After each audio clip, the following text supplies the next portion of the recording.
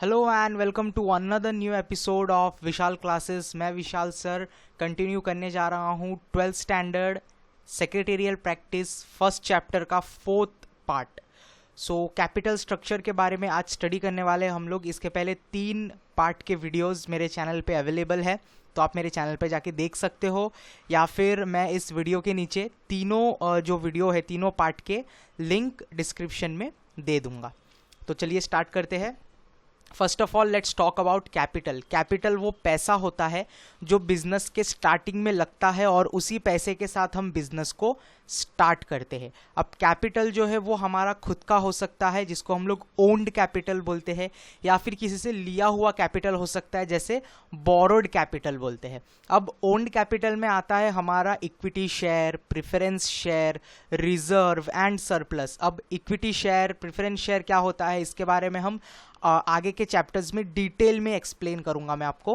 अगर आपको चाहिए कि मैं इक्विटी शेयर, प्रेफरेंस शेयर पे एक वीडियो बनाऊं, तो मैं किसी दिन अलग से specially for equity share and preference share के बारे में वीडियो बनाऊंगा। तो अभी आप समझ लो, ओन्ड कैपिटल में इक्विटी शेयर आता है और प्रेफरेंस शेयर आता है, as well as reserve. Reserve मतलब कंपनी इतने साल चल रही है तो कुछ ना कुछ पैसा उन्होंने सेव किया रहेगा, उसको रिजर्व बोलते हैं। और सरप्लस, सरप्लस मतलब जब कंपनी एक टारगेट सेट करती है कि मुझे इतना प्रॉफिट चाहिए, लेकिन उस प्रॉफिट से भी ज़्यादा उनको जब पैसा मिलता है, उसको सरप्लस बोलते हैं। तो ये सबको यूज़ करके बिजनेस कंटिन्यू कर सकता है, पैसे लगा सकता है। लेकिन अगर हमारा बिजनेस नया है, मतलब हम अभी अभी स्टार्ट कर रहे हैं बिजनेस को, तो हमें कैपिटल बोरो करना पड़ता है through selling debentures. Company debentures sell करती है।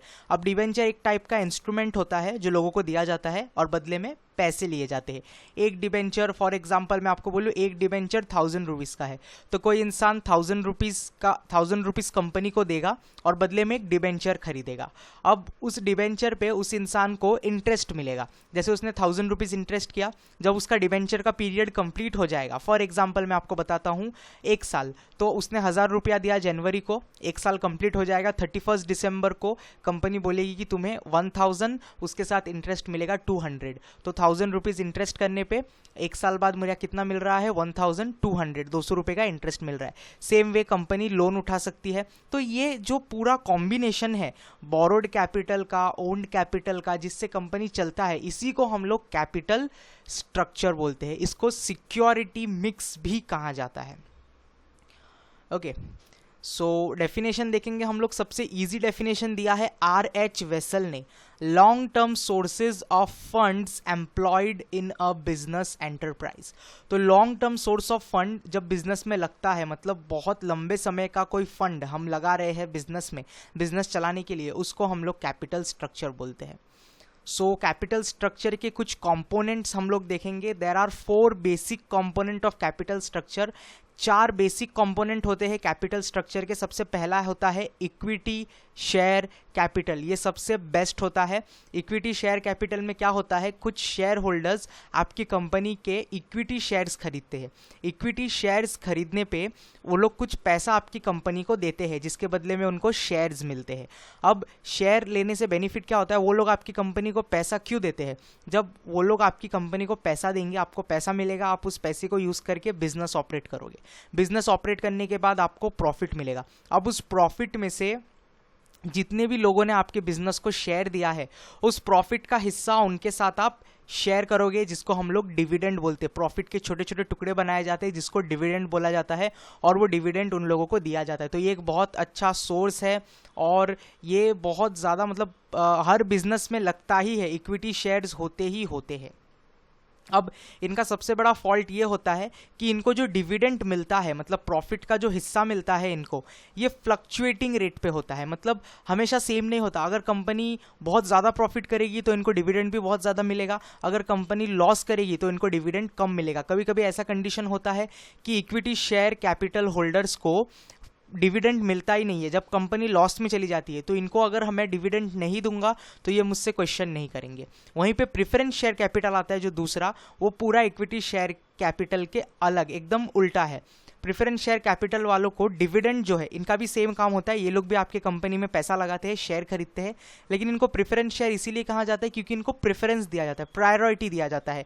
अगर आपकी कंपनी प्रॉफिट कर रही है, लॉस कर रही है, इससे उनको कोई लेना देना नहीं है। इनको जो डिविडेंड आपने बोला है कि मैं आपने जितना भी इन्वेस्ट किया है उसका 10%, जैसे किसी इंसान ने 1000 रुपीज़ इन्वेस्ट किया है तो उसका 10% होगा 100 रुपीज़। तो 1000 रुपीज़ किसी ने आपके कंपनी में इन्वेस्ट किया, उसका 10% करेंगे तो 100 रुपीज़। तो कंपनी जो है साल के एंड में या फिर जब भी वो प्रॉफिट कमाएगी, प्रॉफिट कमाए या नहीं कमाए, जब भी उसका बिजनेस का एक पीरियड खत्म होगा कि प्रेफरेंस शेयर वालों को बोला जाएगा कि आपको इस टाइम पे डिविडेंड मिलेगा, तो उस टाइम पे उनको उतना % देना कंपलसरी रहेगा। इसको प्रेफरेंस शेयर कैपिटल बोलते हैं। भले ही आपका कंपनी प्रॉफिट कर रहा है, लॉस कर रहा है, इससे उनको कोई मतलब नहीं है, उनको डिविडेंड जो है वो फिक्स्ड रेट में मिलता है। लेकिन इक्विटी शेयर वालों को जो डिविडेंड मिलता है वो प्रॉफिट के ऊपर डिपेंड करता है। लेकिन दोनों का काम सेम है। इक्विटी शेयर वाले भी आपकी कंपनी में पैसा डालते हैं, प्रेफरेंस शेयर होल्डर भी आपकी कंपनी में पैसा डालते हैं। अब बेनिफिट कहाँ पे होता है? अब मैं आपको पूछूं कि इक्विटी शेयर वाले ज़्यादा बेनिफिट इंजॉय करते हैं या प्रेफरेंस शेयर वाले ज़्यादा बेनिफिट इंजॉय करते हैं? आप बोलोगे प्रेफरेंस शेयर वाले ज़्यादा बेनिफिट इंजॉय करते हैं। That means you are wrong, you are totally wrong. आप ठीक से समझे नहीं। इक्विटी शेयर वालों को जब लॉस होता है तब शायद से उनको लॉस हो, लेकिन जब प्रॉफिट होता है तो उनका डिविडेंड फिक्स नहीं है, जिसके वजह से ज़्यादा प्रॉफिट होने पे कभी कभी उनको बहुत ज़्यादा डिविडेंड मिल जाता है। और प्रेफरेंस शेयर वालों को तब भी फिक्स्ड जो 10% बोला है उतना ही मिलेगा, भले लॉस हो प्रॉफिट हो, प्रेफरेंस शेयर वालों को उतना ही मिलेगा। लेकिन इक्विटी शेयर वालों को कंपनी जितना ज़्यादा प्रॉफिट करती रहेगी, जितना ज़्यादा कंपनी एक्सपांड होती रहेगी, उतना इक्विटी शेयर वालों को डिविडेंड बढ़ता ही रहेगा, बढ़ता ही रहेगा। तो अब आपको समझ में आ गया होगा कि इक्विटी शेयर में इन्वेस्ट करना ज़्यादा बेनिफिशियल है, ना कि प्रेफरेंस शेयर में। अब हम थर्ड सोर्स की तरफ चलते हैं, रिटेन्ड अर्निंग।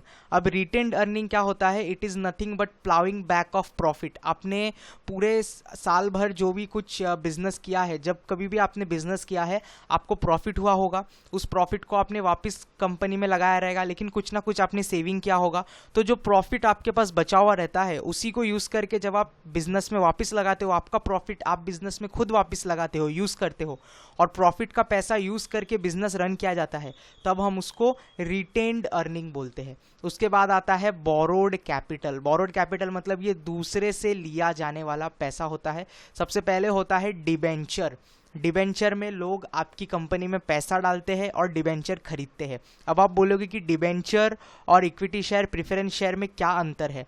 तो देखो, प्रेफरेंस शेयर होल्डर और इक्विटी शेयर होल्डर्स को ओनर कहा जाता है, बिकॉज कंपनी के सारे डिसीजंस वो लोग ले सकते हैं। कंपनी में जब भी कोई नया डिसीजन लेना होता है, इक्विटी शेयर होल्डर्स को बुलाया जाता है, प्रेफरेंस शेयर होल्डर्स को बुलाया जाता है और उनसे वोटिंग कंडक्ट किया जाता है। और कंपनी जब भी कोई नया चेंजेस करती है, मतलब कंपनी के सारे फंक्शनल एरिया में जो भी कुछ बिजनेस एक्टिविटीज़ हो रही है, इसकी पूरी जानकारी सब कुछ किसको दिया जाता है? प्रेफरेंस शेयर होल्डर को as well as equity share holders को दिया जाता है। That's why they are known as the real owner of the company. सबसे ज्यादा मेन ओनर्स होते हैं इक्विटी शेयर होल्डर्स, उसके बाद मेन ओनर्स होते हैं प्रेफरेंस शेयर होल्डर्स। इन लोग पैसा भरते भी, देते भी है कंपनी को, इन लोग कंपनी का प्रॉफिट लेते भी है, एज वेल एज कंपनी के सारे एक्टिविटीज़ को मैनेज भी करते हैं। अगर मेरे चैनल में एक और मैंने वीडियो अपलोड किया हुआ है, हाउ बिजनेस कंडक्ट, बिजनेस को कंडक्ट कैसे किया जाता है, तो अगर आपने वो वीडियो नहीं देखा है तो मैं उस वीडियो का लिंक इस वीडियो के नीचे डिस्क्रिप्शन में दे दूंगा। अगर आप वो वीडियो देखोगे तो आपको प्रॉपरली समझ में आएगा कि बिजनेस एक्चुअली में रन कैसे किया जाता है।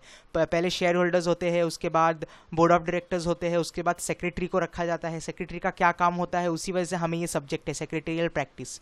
ओके, सो डिबेंचर प्रेफरेंस शेयर होल्डर और इक्विटी शेयर होल्डर से इसीलिए अलग है। डिबेंचर में जो लोग पैसे लगाते हैं, they are not the owners of the company. उन्होंने सिर्फ पैसा लगाया है, उनको सिर्फ और सिर्फ इंटरेस्ट से मतलब है।